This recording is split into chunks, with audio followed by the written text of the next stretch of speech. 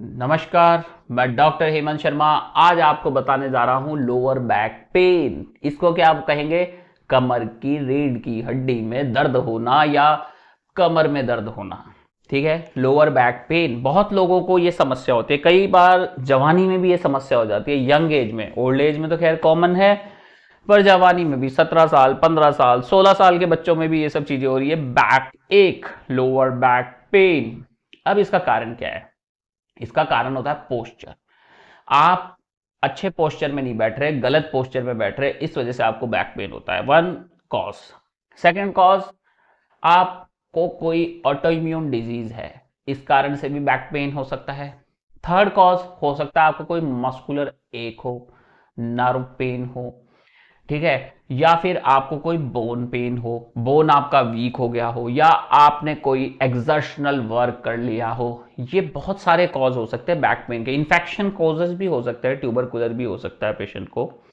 तो मैं कारण बता रहा हूँ। बैक पेन मतलब कमर दर्द। कमर में दर्द कई बार पैरों में भी रेडिएट हो रहा है, कुछ लोगों में पैर में रेडिएट नहीं हो रहा, कुछ लोगों में स्टूल, बाथरूम के भी सिम्टम्स, लेटरिन करने के तकलीफ होना, कॉन्स्टिपेशन हो जाना या डायरिया रहना, कंट्रोल नहीं होना, ये सारी चीजें भी होती है बैक एक के साथ साथ। तो बैक एक में इन्फेक्शन का भी रोल होता है। इन्फेक्शन में बैक्टीरियल, फंगल, ट्यूबरकुलर, ये सारी चीजें आती है। ठीक है, जैसे पॉट्स, स्पाइन टीबी वगैरह भी हो सकती है। उसके अलावा बोन वीक है, ऑस्टियोपोरोसिस, ऑस्टियोआर्थराइटिस, या फिर ओल्ड एज है तो कई बार मेटास्टेसिस, कोई कैंसर रेडिएट हो गया है बॉडी में, स्पाइन में। ठीक है, मेनली प्रोस्टेट कैंसर वगैरह मोस्ट कॉमन होते हैं, बोन में मेटास्टेसाइज करते हैं ओल्ड एज में। तो ध्यान रखें, बैक एक को एक नॉर्मल चीज ना लें। अब समझते हैं बैक एक के लिए डायग्नोज कैसे करें, कैसे पहचाने ये बैक एक बोन की वजह से है, मसल की वजह से है, नर्व की वजह से है, या कोई बीमारी की वजह से है। देखो, मोस्टली तो ये पोस्चर की वजह से होती है। आपको अपना पोस्चर ठीक करना होगा, योगा करना होगा, एक्सरसाइज करनी होगी। एक्सरसाइज कौन सी? डेडलिफ्ट एक्सरसाइज कर सकते हैं, स्क्वाट्स आप कर सकते हैं बैक एक को ठीक करने के लिए, योगा कर सकते हैं, मेडिटेशन कर सकते हैं, अच्छा डाइट ले सकते हैं, प्रॉपर तरीके के बेड पे सोए, तो वो सारी चीजें रहेंगी बैक एक को ठीक करने के लिए। ठीक है, और क्या तरीका है बैक एक को ठीक करने का? उसके अलावा जैसे कोई बोन वीक है, आपका एज भी बहुत ज़्यादा है, तो बोन मैरो डेंसिटी हम करके देख सकते हैं। कई बार एक्सरे लंबोसैक्रल रीजन का भी करके देखा जा सकता है पेशेंट का। कोई इन्फेक्शन के कारण हो रहा है तो इन्फेक्शन के ब्लड कल्चर वगैरह देखे जा सकते हैं पेशेंट के, वो सारी चीज़ें रहेंगी।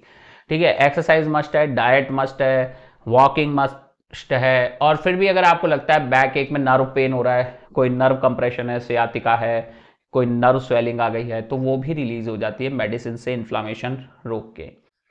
ठीक है, मस्कुलर पेन है तो वो मसल रिलैक्सेंट्स वगैरह इसमें हेल्प करेंगे। इन्फेक्शन है तो एंटीबैक्टीरियल वगैरह, एंटी फंगल, ये सब चीज़ें काम करेंगी। नर्व पेन है तो नर्व के लिए स्पेसिफिक मेडिकेशंस होती है जो कि नर्व पे काम करती हैं, वो सब दी जा सकती है। बोन पेन है तो बोन के लिए भी स्पेसिफिक मेडिकेशन है। मतलब हर आदमी में एक मेडिसिन नहीं चलेगा। जैसे कोई सोचे बैक पेन का कोई ऐसा दवाई बता दो जिससे सब रामबाण इलाज हो जाए, तो ऐसा कोई ऑथेंटिक इलाज नहीं है। इसका प्रॉपर ट्रीटमेंट होता है। हर आदमी की समस्या अलग है, हर आदमी का कारण अलग है, तो उसका ट्रीटमेंट भी अलग है। ठीक है, बैक एक एक वर्ड है, पर बैक एक का जो कारण है, कारण को ही ट्रीट किया जाता है, फिर पेशेंट क्योर होता है। अदरवाइज क्या होगा कि आप खुद से कुछ भी खाते रहेंगे, आप किडनियां डैमेज कर लेंगे। ठीक है, आप ऑस्टियोपोरोसिस में चले जाएंगे, बोन और वीक हो जाएगा। ऑटो इम्यून डिजीज है तो उस ऑटो इम्यून डिजीज को कंट्रोल किया जाएगा, उस प्रोसेस को कंट्रोल किया जाएगा। तो देखिए, आपको वीडियो अच्छा लगता है तो लाइक करें, चैनल पे नए हैं सब्सक्राइब कर ले। और आपको भी लोअर बैक एक है और आपको लगता है कि आपको इनमें से कोई कारण हो सकता है, तो व्हाट्सअप नंबर मेरा इस वीडियो के डिस्क्रिप्शन में है, आप वहां जाके मैसेज करें और अपना अपॉइंटमेंट बुक कर सकते हैं। थैंक यू, धन्यवाद, गुड बाय, नमस्कार, धन्यवाद।